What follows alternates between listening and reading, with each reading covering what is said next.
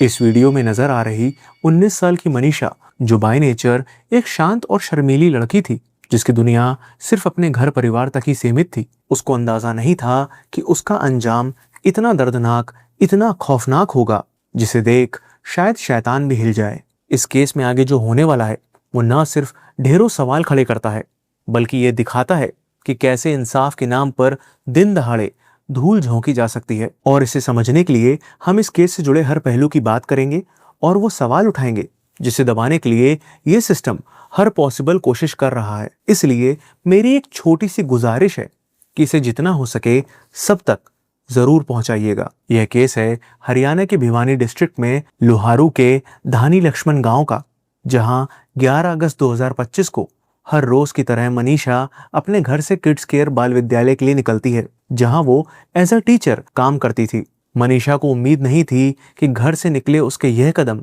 वापस कभी दहलीज तक नहीं पहुंच पाएंगे।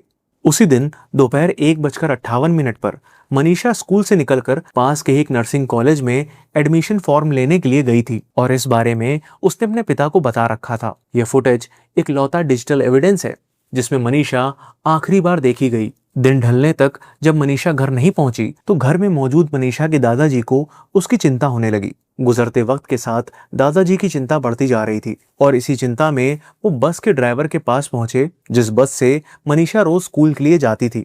बस ड्राइवर ने दादाजी को बताया कि मनीषा को स्कूल के बाद कॉलेज में एडमिशन फॉर्म लेने जाना था, जिस वजह से उसे थोड़ा लेट हो गया होगा। बस ड्राइवर की यह बात सुन दादाजी के मन को थोड़ी शांति तो मिली, लेकिन जब शाम 4:30 बजे तक भी मनीषा घर नहीं लौटी तो वो मनीषा के पिता संजय सिंह को कॉल कर इन्फॉर्म करते हैं। देर शाम करीब 6:15 बजे संजय के पास मनीषा का कॉल आता है, लेकिन 10 सेकंड चली इस कॉल में उधर से उन्हें मनीषा की कोई आवाज नहीं आती और कॉल कट जाती है। उसके बाद मनीषा का फोन स्विच ऑफ आने लगता है।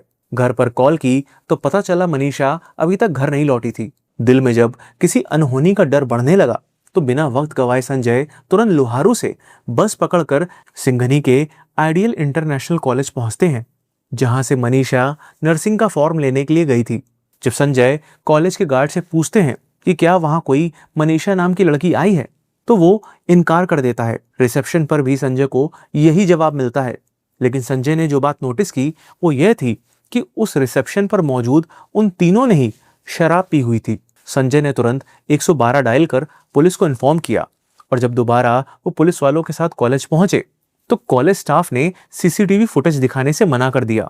संजय अपने चाचा के साथ लोहारू पुलिस स्टेशन पहुंचते हैं और पुलिस से रिपोर्ट दर्ज करने के लिए कहते हैं, लेकिन पुलिस उनकी कोई भी बात सुनने से इनकार कर देती है और यह कहकर बात टाल देती है कि मनीषा किसी के साथ भाग गई होगी या दोस्तों के साथ पिकनिक मनाने गई होगी और 1-2 दिन में वापस आ जाएगी। पुलिस से ही अपनी बेटी के लिए ऐसी बात सुन और उनका यूं ढीला ढाला रवैया देख उसके पिता संजय बेबस और निराश होकर घर लौट आते हैं। अगले दिन सुबह यानी 12 अगस्त को संजय दोबारा लोहारू पुलिस स्टेशन पहुंचते हैं, जहां सारा दिन बस बहानेबाजी करने के बाद फाइनली शाम 5:30 बजे एएसआई शकुंतला उनकी रिपोर्ट दर्ज करती है। इसके बाद जब एएसआई शकुंतला आइडियल कॉलेज जाकर सीसीटीवी फुटेजेस दिखाने के लिए कहती हैं तो उन्हें भी कॉलेज स्टाफ फुटेज दिखाने से इनकार कर यह बोल देता है कि पुलिस की मौजूदगी में ही वो उन्हें सीसीटीवी फुटेज दिखा सकते हैं। पुलिस ना सिर्फ वहां से वापस लौट आती है, बल्कि मनीषा के मोबाइल की लास्ट लोकेशन को ट्रेस करना तक जरूरी नहीं समझती। अगले दिन 13 अगस्त को संजय के पास एएसआई शकुंतला का कॉल आता है कि उन्हें आइडियल कॉलेज से करीबन 1 किलोमीटर दूर एक नहर के पास एक खेत में एक लड़की की डेड बॉडी मिली है, जिसकी शिनाख्त के लिए उन्हें वहां आना होगा। एएसआई की यह बात सुन संजय का दिल बैठ गया और वो बिना किसी देरी के बॉडी की शिनाख्त के लिए वहां पहुंच गए। बॉडी देखते ही संजय की मानो दुनिया पूरी तरह उजड़ गई थी। उनके सामने उनकी बेटी बेजान हालत में पड़ी हुई थी और बॉडी की कंडीशन ऐसी कि किसी का भी दिल सहम जाए। मनीषा की बॉडी एक खेत में पड़ी हुई थी और उसका चेहरा बुरी तरह से डिकम्पोज हो चुका था, जैसे उस पर एसिड डाला गया हो। उसकी दोनों आंखें गायब थी, चेहरा इस कदर गल सा गया था कि पूरा जबड़ा नजर आ रहा था। मनीषा की गर्दन ऑलमोस्ट गायब थी और सिर्फ कुछ इंच से ही उसके शरीर से जुड़ी हुई थी। मनीषा की मौत की खबर पूरे गांव में आग की तरह फैल चुकी थी और जो भी मनीषा की बॉडी देख रहा था उन सभी के मन में यह सवाल था कि आखिर मनीषा की ऐसी हालत का जिम्मेदार कौन है, कौन है जो इस हैवानियत को अंजाम दे गया? जितने लोग मनीषा की मौत की खबर सुन रहे थे, उन सभी में अब गुस्सा बढ़ने लगा था और बड़ी तादाद में उस जगह भीड़ भी इकट्ठा होने लगी थी जहां पुलिस को मनीषा की बॉडी मिली थी।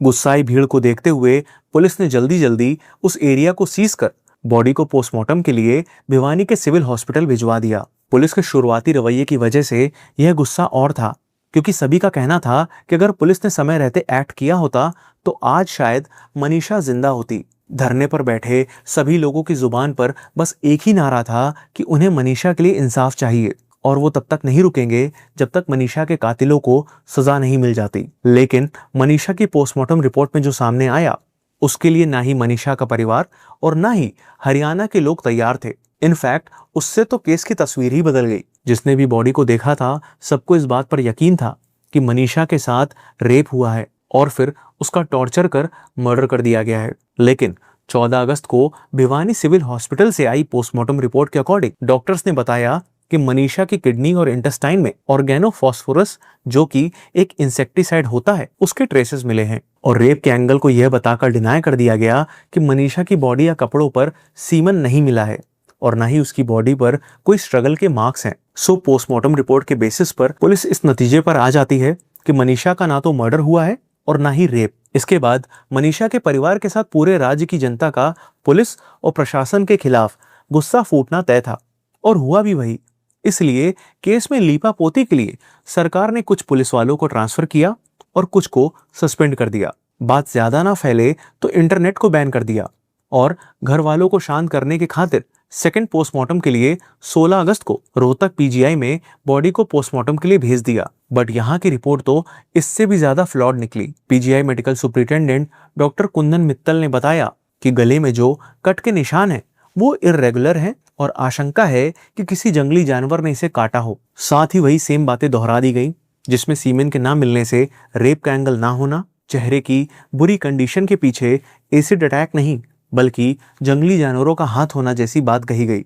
जब यह डिटेल्स घर वालों तक पहुंची तो उन्होंने मनीषा का अंतिम संस्कार करने से मना कर दिया और ये मांग की कि जब तक कातिल पकड़े नहीं जाएंगे वो अंतिम संस्कार नहीं करेंगे। 18 अगस्त को पुलिस अचानक से यह क्लेम करती है कि उन्हें मनीषा का लिखा हुआ एक नोट मिला है। बॉडी मिलने के इतने दिनों बाद पुलिस के पास ये नोट कैसे आया, और अगर पहले से ये नोट था तो फिर इतने दिनों तक छुपाकर क्यों रखा?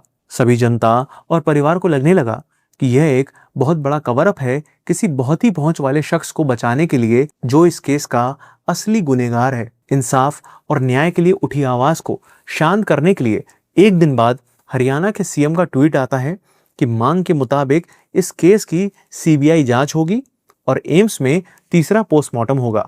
बट सच कहूं तो मनीषा के केस में शुरू से ही इन्वेस्टिगेशन और पोस्टमार्टम में इतनी बड़ी बड़ी गड़बड़ हुई है या फिर शायद की गई है कि सच सामने आना लगभग नामुमकिन सा बन गया है।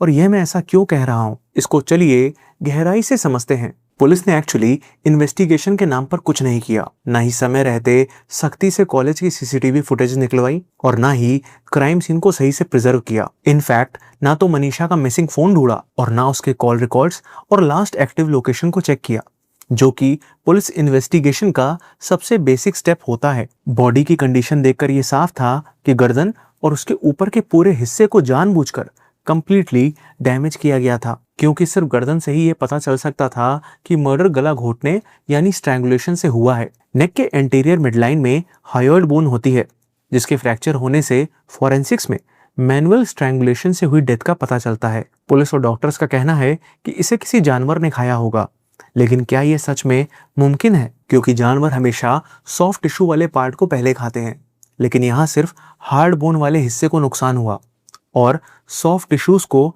जानवर ने टच भी नहीं किया। मनीषा के कपड़े भी अनटच थे, ना वो जानवरों के नोचने से फटे थे, ना उसमें किसी भी जानवर का सलाइवा मिला, जो कि ऑब्वियस था अगर बॉडी को सच में जानवर ने खाया होता। यानी यह थ्योरी तो सिर्फ सच को छुपाने के लिए बनाई गई लगती है। बॉडी में कोई भी ऑर्गन मिसिंग नहीं था और नेक से नीचे तक पूरी बॉडी इंटैक्ट थी। दोनों पोस्टमार्टम रिपोर्ट्स खुद में ही कॉन्ट्राडिक्टरी हैं। भिवानी सिविल हॉस्पिटल की पीएम रिपोर्ट में यह मेंशन है कि सलवार फटी हुई थी और नारा खुला हुआ था। Yellow colour salwar found torn and nara found open with struggle signs appreciated over salwar. यानी रिपोर्ट्स के अकॉर्डिंग स्ट्रगल के क्लियर साइंस थे।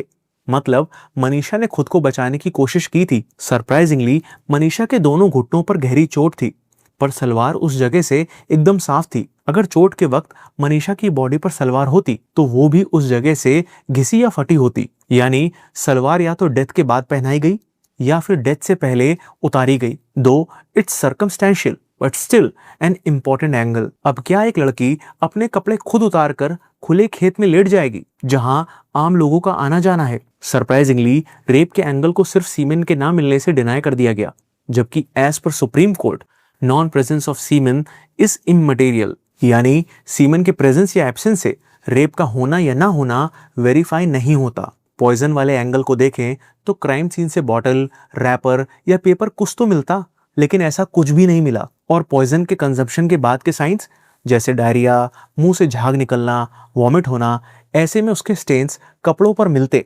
लेकिन ऐसा कोई भी जिक्र नहीं है। क्राइम सीन पर मनीषा की जूतियां ऐसे पड़ी मिली जैसे किसी ने जानबूझकर उतार कर फेंकी हो। क्राइम सीन के पास शराब की बोतल और टायर के निशान भी मिले, लेकिन उनका फॉरेंसिक टेस्ट करना पुलिस ने जरूरी नहीं समझा। सॉइल सैंपल, टायर प्रिंट्स का match and most important mobile tyre dump, यानी उस एरिया के आसपास कौन से नंबर एक्टिव थे, कौन बाद में बंद हो गए, उन्हें ट्रेस करना। पुलिस ने एफर्ट्स के नाम पर ऐसा कुछ भी नहीं किया। यहाँ मनीषा की कॉल रिकॉर्ड्स, उसके फ्रेंड सर्कल, स्कूल, रिलेटिव्स, कोई स्टेटमेंट नहीं लिए गए। ना ही लड़ाई झगड़े, अफेयर के एंगल को चेक किया गया। सबसे बड़ी बात, भिवानी सिविल हॉस्पिटल की पोस्टमार्टम रिपोर्ट और रोहतक पीजीआई की पोस्टमार्टम रिपोर्ट एक दूसरे से मैच ही नहीं करती हैं। भिवानी पीएम रिपोर्ट में मेंशन है कि आई बॉल्स मिसिंग है, वहीं रोहतक पीजीआई की रिपोर्ट में लिखा गया है कि कॉर्निया और प्यूपिल फुली डिकम्पोज थे। जब पार्ट था ही नहीं तो डिकम्पोजिशन कैसे हुआ? अब बात करें विसरा की, तो भिवानी हॉस्पिटल ने विसरा के लिए सिर्फ हाफ किडनी और स्प्लीन के पार्ट्स भेजे थे, लेकिन बॉडी जब रोहतक पीजीआई गई तो वहां उन्होंने ऑर्गन्स जैसे kidney, spleen, uterus, in fact ovaries तक को कंप्लीटली एब्सेंट बता दिया। अरे जब सिर्फ हाफ किडनी और स्प्लीन के पार्ट्स ही भेजे गए तो फिर कंप्लीट ऑर्गन को ही एब्सेंट कैसे बता दिया गया? इतना ही नहीं, रोहतक पीजीआई ने अपनी रिपोर्ट में कहा कि बॉडी में मिट्टी लगी हुई थी, जबकि भिवानी हॉस्पिटल से पीजीआई के पास प्लास्टिक में रैप फुली वॉश्ड बिना कपड़ों के बॉडी भेजी गई थी, क्योंकि एक बार बॉडी का पोस्टमार्टम हो जाने के बाद उसे वॉश कर दिया जाता है। सो ऐसे में रोहतक पीजीआई को बॉडी में मिट्टी और बालों पर घास पत्तियां कैसे मिली? इन सभी पॉइंट से ये साफ होता है कि या तो रोहतक पीजीआई की रिपोर्ट को जानबूझकर ऐसा बनाया गया या फिर जल्दबाजी में ओवरसाइट में गलत रिपोर्ट बन गई। कहीं ऐसा तो नहीं कि जब लोगों ने हंगामा शुरू किया तो ड्रामे के लिए सिर्फ नाम के खातिर एक और पोस्टमार्टम करवा दिया गया, ताकि सबको यह दिखा सके कि उनकी मांग पर निष्पक्ष जांच हो रही है। मोस्ट शॉकिंग थिंग इज कि अगर साइंटिफिक एंगल से देखें तो पोस्टमार्टम रिपोर्ट में मेंशन डेथ का टाइम भी डाउटफुल है। सी साइंटिफिकली डेथ होने के बाद आसपास की एरिया में मौजूद मक्खियां डेथ से 2-3 घंटे में डेड बॉडी पर अंडे दे देती हैं, जो पोस्टमार्टम रिपोर्ट के अकॉर्डिंग मनीषा की बॉडी पर मिले भी। लेकिन जब डेथ को 24 घंटे से ज्यादा हो जाते हैं तो बॉडी में मैगेट्स पड़ जाते हैं। यहाँ पोस्टमार्टम के वक्त मनीषा की बॉडी पर मैगेट्स नहीं मिले, मतलब मनीषा का पहला पोस्टमार्टम उसकी डेथ से 24 घंटे के अंदर हुआ था। बट रिपोर्ट के अकॉर्डिंग मनीषा की मौत 2-3 दिन पहले हो गई थी, जहां बारिश के इस मौसम में डिकम्पोजिशन फास्ट होता है। ऐसे में अगर डेथ को 2-3 दिन हो गए होते तो बॉडी में मैगेट्स जरूर मिलते। यानी यह पॉइंट तो डायरेक्टली रिपोर्ट में मेंशन डेथ की टाइमिंग को कॉन्ट्राडिक्ट करता है। इससे यह भी जाहिर होता है कि मनीषा की डेथ और फर्स्ट पोस्टमार्टम के बीच 24 घंटे से कम का समय होगा। पहला पोस्टमार्टम 14 अगस्त की शाम 7 बजे हुआ, यानी डेथ 13 अगस्त की शाम 7 बजे के बाद ही हुई होगी। दो ये एक प्रिजम्पशन है, लेकिन साइंटिफिक अप्रोच से इस एंगल को इग्नोर नहीं किया जा सकता। इस केस में जितने भी रीजन दिए गए हैं वो सभी बेहद खोखले से लगते हैं, जिसमें सबसे पहले आता है वो नोट जो पुलिस को मनीषा की बॉडी मिलने के कई दिन बाद मिला। और इससे भी बड़ी बात उस नोट की हैंडराइटिंग।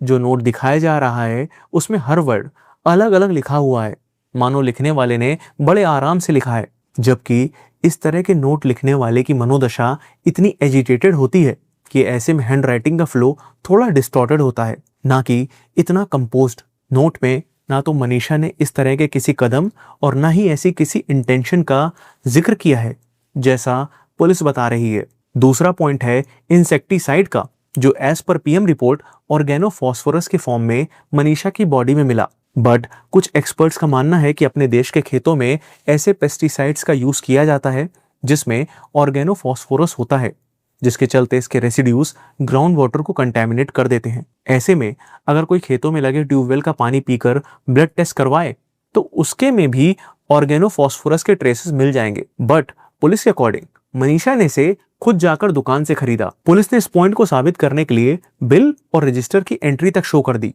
जहां लोग जनरली दुकान से सामान खरीदने के बाद भी बिल नहीं मांगते, वहां एक लड़की जो जिंदगी से इतना दुखी है, पॉइजन खरीदने के बाद दुकान से बिल मांगती है और शॉप के रजिस्टर में एंट्री भी करती है। जहां आज रेप और मर्डर के एंगल को डिनाई किया जा रहा है, वहां इसी केस की शुरुआत में खुद पुलिस ने अपनी इंक्वेस्ट रिपोर्ट में लिखा था कि गलत काम करके गला रेतकर हत्या।